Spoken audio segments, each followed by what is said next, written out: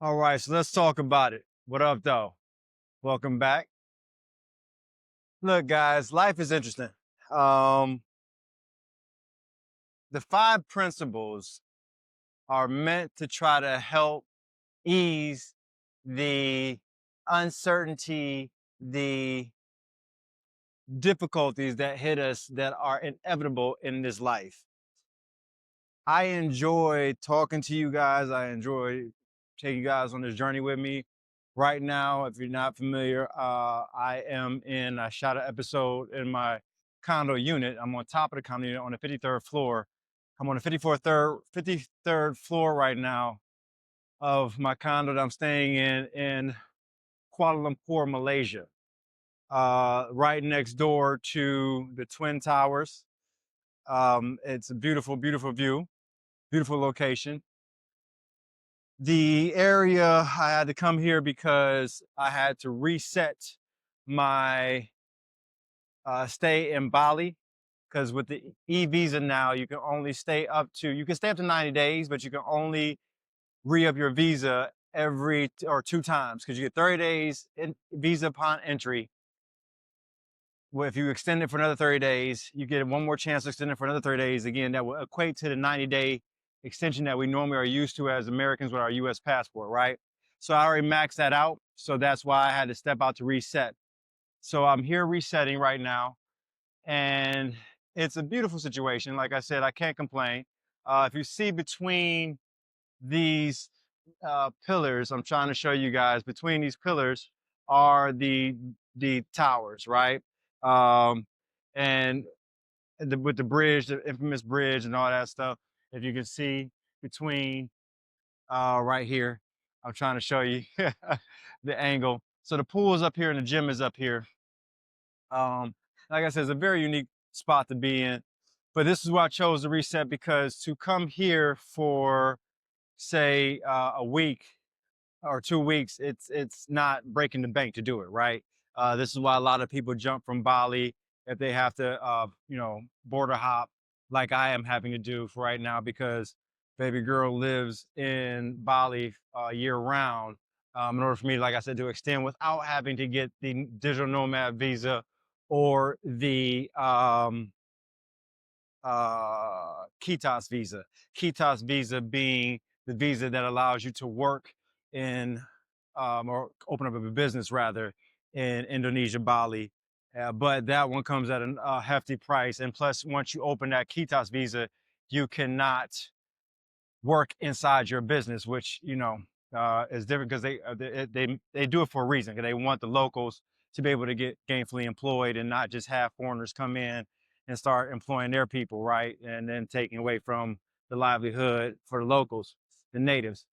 So all that being said, that's why I had to step back out. Chose here for 2 weeks. It's been incredible.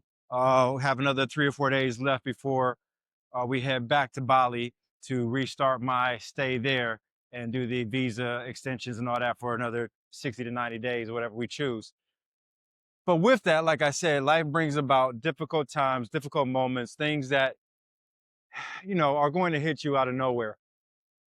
Running a business, and I talked about this in the last video a little bit, because right now, while trying to make the border hop, while trying to celebrate the holidays like you are, because the current airing of this is literally on today, it is literally Christmas Eve while I'm shooting this content for you guys.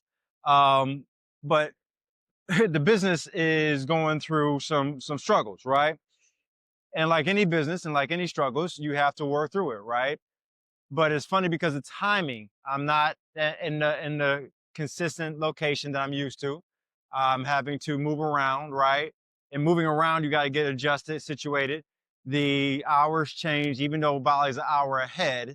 Still trying to work at night and get things situated and get things done for the team back in the States, to keep the business rolling and keep the business thriving, as well as trying to start this and start other avenues of business that I'm working on that take time to bear fruit, like anything you do. So I'm bringing this to you because, like I said, the reality is you're always going to get hit with something, right? The blessing with getting hit with something is that it's letting you know you're living, one. Two, again, because I talk about gratitude, right, is my point number two, right, in life. But two, not only are you getting blessed with something and you get a chance to grow and expand, but you also are being challenged to see if you can rise to the occasion to be able to deliver on whatever the moment is demanding of you.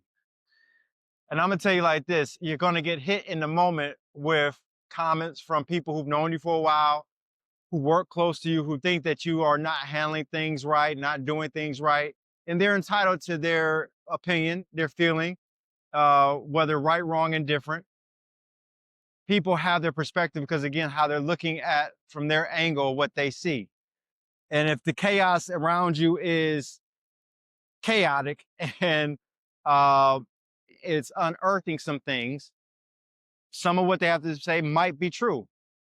Your job is to try to figure out how in that moment you can accept what they're saying, not get overworked by it, but also to recognize what is eat the fish, spell the bones. And so I got that phrase a long time ago. That phrase basically means you take the substance of what someone is trying to tell you, the meat of it, and the bones you discard, right? Like we do with nutrition, what we do with eating. So it's the same thing in trying to navigate one's approach through chaotic moments and chaotic times, whether you cause them or not. Sometimes you do cause them due to lack of work or lack of focus or lack of whatever. Not all the time is it intentional, but it still causes chaos. And like I said, you might be in conversation with those around you, close to you, who have a perspective and they share it with you. And even at that time, it may feel like it may not be the right time, but it's the right time because they're sharing it with you. Your job is to get over yourself, recognize what is meat and what is not. Only you know what that is. You know, we get so prideful and we get so defensive, haters or people just don't understand. And not every time is someone being rude. Sometimes they do have a perspective of seeing blind spots that we can't see and we don't know. But again, it hurts because it's in the middle of the chaos or it's in the middle of the struggle or it's in the middle of a problem, right? And you're being told this information. Your job is to not worry about the hurt or the emotion of it. It's to, again, like I said, figure out what's necessary and what's not. Then make the proper changes accordingly. That's what we call life. That's what we call growth. That's what we call, you know, evolution, all of these things. And this is why I give you the 5 principles, because they give you a chance to go back to something of substance, a foundational approach to what's being shared with you, what's being told to you, what's being thrown at you in all angles that you have to sift through, work through, and figure out what is necessary for you to improve upon, to work on, to take right now, and what you can't adjust at this present moment, but work on it for the future, right? Doesn't mean it's over, doesn't mean you're a bad person, doesn't mean that you are, you know, so wrong. It just means you're being shown something that you may want to just pay attention to.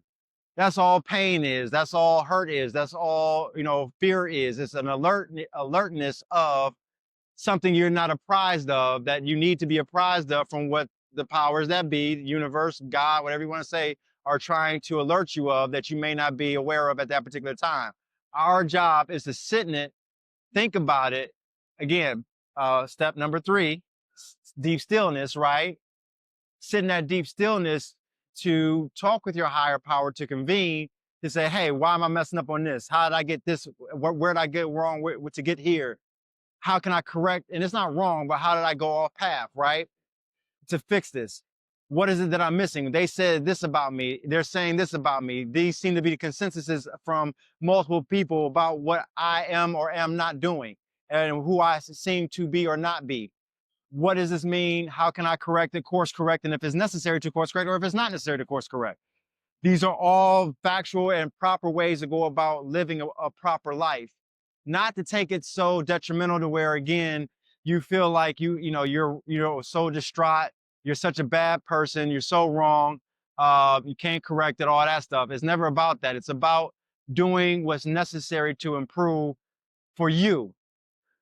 The niche that you might be in career-wise, the skill set you might have talent in, you know, whether it's music, if it's artistry, if it's bakery, if it's clothing design, whatever, your field of delivering your unique skills, and you might be having trouble within that thing, that still does not define the person you are. That's a part of how you express yourself. So in my case, running a staffing firm, if I'm struggling with a staffing firm and there's issues that are present and have arisen, it's a reflection, yes, on a part of my character that I have to work on. That's why I will give it that 100%. But this is not indicative of the total person that I am. It's indicative of how I do certain things. Sure enough, how you do one thing is how you do another. There are, again, comparisons because, again, everything is a fine line. But what I have to keep in mind, and what we always have to keep in mind is it doesn't define you, the struggle or the problem that might be occurring because of what you may have caused or be a part or have your hand in. What you have to figure out is what I've already addressed, which is where can you course correct? How can you course correct? How can you take the information that's being shared with you to better oneself, even if it doesn't show head in the present chaos or the present circumstance? If you course correct, it will show itself and it will better itself over time. It's the same thing like a youth, like a child. That you can't define a child based off of their, tantrum right then and there. They have to grow through that. They have to, move on past that. Again, now if it's repetitive over, years and, and years, right, moment after moment after moment, then you might say that's who that child is, right, young teenager, young adult. But most likely, these are things that can be adjusted. All right, so don't let these things define you. Let them be an awareness to you. Let what's being shared with you be an awareness to you to alert you to make the right changes necessary. And then even in the chaos that is at hand, or the problem or the situation that is at hand that's not favorable, if you can make a pivot within that, if you do the right deep stillness and you can, it's something that can be corrected, go do it. Simple as that. Get over yourself, get over the feelings, get over the fact that they talked about you one way, that everybody has this thought about you. Make the pivot. Now, does that mean you're making a pivot for them? No, you always make the pivot for you because you know it's the right thing to do. You understand they were bringing it to your attention, so therefore you can make the change. But again, it's never done for someone else's betterment or someone else's benefit. From the standpoint of you're doing it just to appease the situation. The situation, of course, if there's other people involved and things need to be taken care of, yes, of course, do what needs to be done for those things to change and get resolved. But again, this should be a permanent fixture within your armor, this little chink that's there, or kink, or however you want to say it. If you correct it for you, then it will be a permanent and it will be a long-lasting evolution and change that is necessary, not just done out of knee-jerk reaction to say, hey, we need to get this done and get it, but then you forget the whole purpose of why and what was necessary for you to evolve and see the error that they were trying to bring to you, okay? Or the course correction that they were trying to bring to you. So I hope that makes sense, guys. This is life, man. This is why these 5 principles are important. And I'm gonna deviate real quick. So if you see in the background the shadows through the buildings right here, you see this little point of a building. If I can get my arm right here, right? So this is a brand new building that's not even open yet. They're going to open it, I think, end of 2026. But this is from what was given to me from our tour guide. Don't know for sure. Okay, I don't know about other parts of the world as far as how things are ranking right now. But from what we were told, this is the second largest building in the world now, right behind the Burj Khalifa. I know they're building another tall building, in Qatar and all the other places like that. But this is supposedly, because of that very tip, the second tallest building in the world, behind the Burj Khalifa. And it is going to be an office building, but they just built this and it's self-sustainable. They were saying that the material used for the windows, there's a river that runs underneath the building, and the water is reused to circulate and keep the lights and everything flowing, and the building just self-generating. So it's a self-generating building. So kind of neat, so that's there. And then right on the other side, as you saw, you have the Twin Towers, right? So this is a very, Kuala Lumpur is a very, very, very unique city that I think gets underrated and gets overlooked. I don't know if you see behind me too, you have the Ritz-Carlton residence right there. So this is a very prominent area. The mall here, again, you have, luxury mall, you have the Shangri-La Hotel over here as well, which we're actually going to go to dinner tonight. Me and baby, we're going to go to dinner to bring in Christmas Eve, because we leave here on Sunday, right before New Year's. We're going to celebrate New Year's in Bali. But this area, the mall, you have high-end Balenciaga, Hermes, all that stuff. You have all the high-end, and you have a mall across the street with more your H&Ms, your, you know, your excuse me, no disrespect, but more of your Asian, Southeast Asian brand mall stores for, you know, for the common hard-working person. So you have a little bit of everything here in this area, obviously. But it's a very unique city, and like I said, it's very underrated. Again, I'm on the 53rd floor here, so you can, that's why you see the backdrop, you know, of a city so deep. They build straight up here in the city, as most cities do, in order to, because they can't build east to west for land purposes. This is kind of like if you've ever been to Medellin, Colombia. Medellin is in a giant bowl, right? So it's surrounded by mountains, literally, and they embed the city within the mountain side as you come across the mountaintop and then you get into the bowl, and they, you know, they build on the land. So here it's a little bit bigger bowl, but this whole city is surrounded by mountains, and on the other side of mountains are water, rivers rather. So they use those rivers, spring water from those rivers, and the military protects those rivers around the mountain. You can't just go across over there on your own. Military actually will stop you if you try to go into the water, because they actually use the water and purify water. So you could actually use the tap water here because it's clean water. So just to give you a little side note on what I've been learning while, you know, even going through chaos and life in, you still gotta live. And that's one thing I hope I'm teaching you guys and showing you guys, that you still gotta fucking live, man. You know, the struggles, the problems of trying to build, grow, have a quality of life, make income, take care of family, support yourself.